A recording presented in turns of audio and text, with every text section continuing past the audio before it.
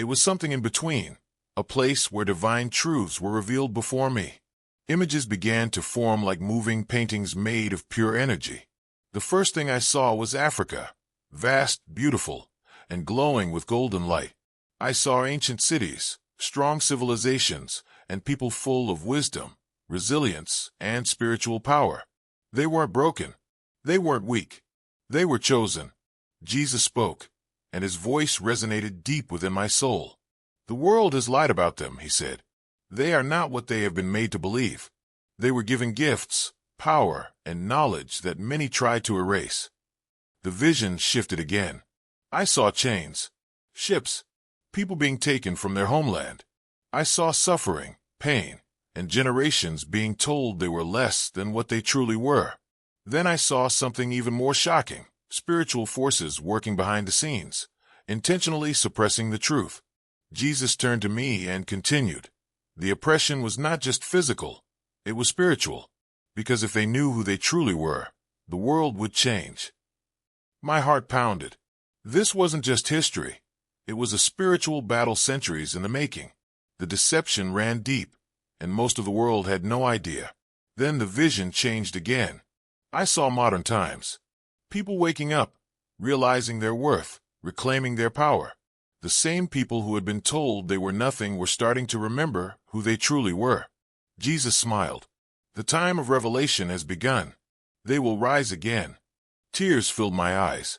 I had never felt something so profound. The truth had been hidden, but not forever. It was coming to light. The visions didn't stop. Jesus raised his hand again, and I was pulled deeper into the revelation. I saw a time long before slavery, before colonization, before oppression. I saw a world where black people held spiritual knowledge beyond words. They understood the connection between heaven and earth, spirit and the physical. They had divine wisdom passed down through generations. I saw prophets, leaders, and warriors, men and women who spoke directly with God. They didn't need intermediaries. They could speak to heaven themselves. Jesus looked at me, sorrow and love in his eyes. This is why they were targeted, he said, because those who rule the world fear those who carry divine wisdom. My mind was racing. It all made sense now, the attempts to strip away their culture, their faith, their identity. It wasn't just about control. It was about disconnecting them from the truth. But even through oppression, their spirit was never broken. Their power never left them. They carry something that cannot be destroyed, Jesus said. And that is why they must remember. In that moment I understood, it wasn't about hate. It wasn't about division. It was about restoration. The world had been built on lies. But the truth was rising. The vision changed again. I saw a great awakening. People of all nations, but especially black people, standing up, realizing who they were.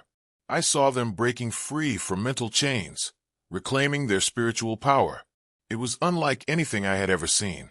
The world had tried to erase them, but they were stepping into the truth. And as they did, something miraculous happened. The world itself began to shift. Jesus turned to me once more. The prophecy is unfolding, he said. They will lead the world into a new era of spiritual awakening. I gasped. Was this why I was being shown all this? Was I supposed to share this message? Yes, Jesus answered, reading my thoughts. You must tell them. The world is changing, and they need to know the truth. I fell to my knees, overwhelmed by what I had just witnessed. This wasn't just about race. It was about identity, purpose, and destiny. This wasn't about one group being superior. It was about restoring balance and unveiling truth that had been hidden for centuries. They were chosen, Jesus said, but so were many others. It is time for all of my children to remember who they are. Suddenly, everything began to fade. The light, the visions, even Jesus. I felt myself being pulled back, like an invisible force was dragging me from heaven. No, I cried out. I don't want to go back. Jesus smiled, but his eyes held something serious. You must, he said. The world needs you to speak. I wanted to protest, but before I could, I felt a jolt, like being hit with electricity. I gasped for air. My eyes flew open. I was back. The beeping of hospital machines surrounded me. Nurses and doctors rushed to my side. My heart was pounding. My lungs struggled to breathe. I was alive, but I wasn't the same person who had left. I had seen things that changed me forever. I had spoken to Jesus. I had seen the truth. My life would never be the same. When I woke up in the hospital, everything felt different. The air was heavier. The lights too bright. The voices too loud. I was alive, but I didn't feel like the same person. The doctors and nurses spoke, but their voices were distant, an echo I could barely grasp. My family was there too, crying, holding my hands, thanking God I had survived. But I couldn't focus. My mind was still in that other place, still replaying everything I had seen, still hearing his voice, still feeling the weight of the truth I had been shown. For days, I barely spoke. I could see the worry in my family's eyes. They whispered when they thought I couldn't hear. They thought I was traumatized from the accident. And maybe I was, but not in the way they thought. I was struggling with something far greater. How could I explain what I had seen? Who would believe me? I tried to push it away, tried to convince myself it was a dream, a hallucination. But I knew better. It wasn't a dream. It was real. And the longer I stayed silent, the heavier the truth became. The weight of what I knew, of what I had been shown, pressed on me like a force I couldn't escape. One night, unable to sleep, I stared out the window, watching the city lights flicker. And then I heard it, a voice, soft but undeniable. Speak. I turned sharply. No one was there. But deep in my soul, I knew what it meant. I couldn't keep this to myself. I had to tell people. But where would I begin? The first revelation. The message begins to unfold. The first time I tried to talk about my experience, I was met with skepticism. I gathered my closest friends and family to share what Jesus had shown me. I spoke about black people and their hidden spiritual power. But the moment I began, I saw the doubt in their eyes. You were in an accident, my sister said gently. Maybe your mind was just... No, I interrupted. It wasn't a dream. It wasn't my imagination. It was real. I told them everything. The tunnel, meeting Jesus, the revelation about black people and their divine connection. I spoke with passion and conviction, hoping my words would reach them. But when I finished, there was only silence. Then my best friend cleared her throat, gave me a forced smile, and said, "Well, that's interesting. Maybe it's symbolic." She thought my mind was just processing the world. My heart sank. They didn't believe me, not really. I tried again with others, church members, acquaintances, even strangers online. But again and again, I was met with skepticism or silence. Some called it a hallucination. Others said I should keep it to myself. Some even got angry, accusing me of pushing an agenda. It was painful and frustrating.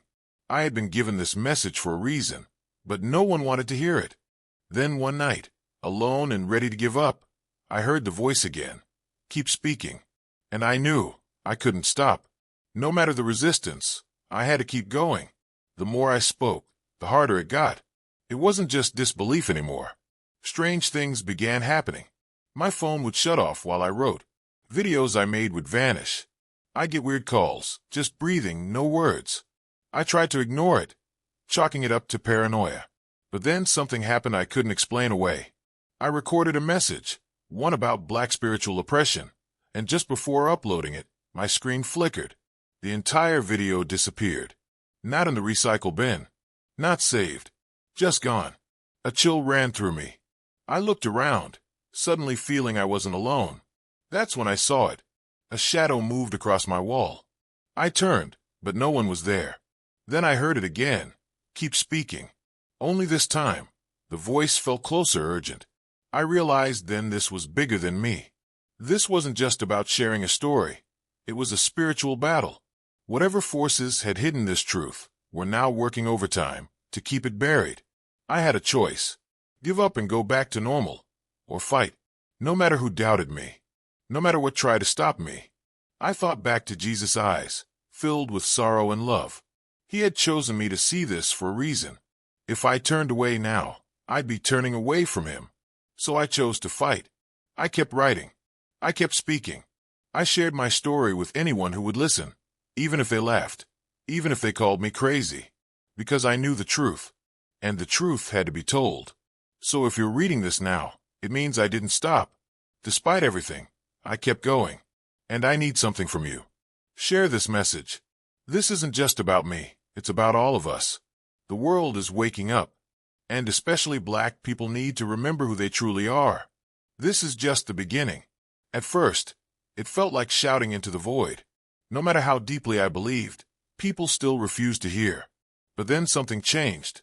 I posted my testimony online, just like before. But this time, it went viral. I don't know why. Maybe it was timing. Maybe it was how I wrote it. Or maybe it was finally time for the truth to be heard.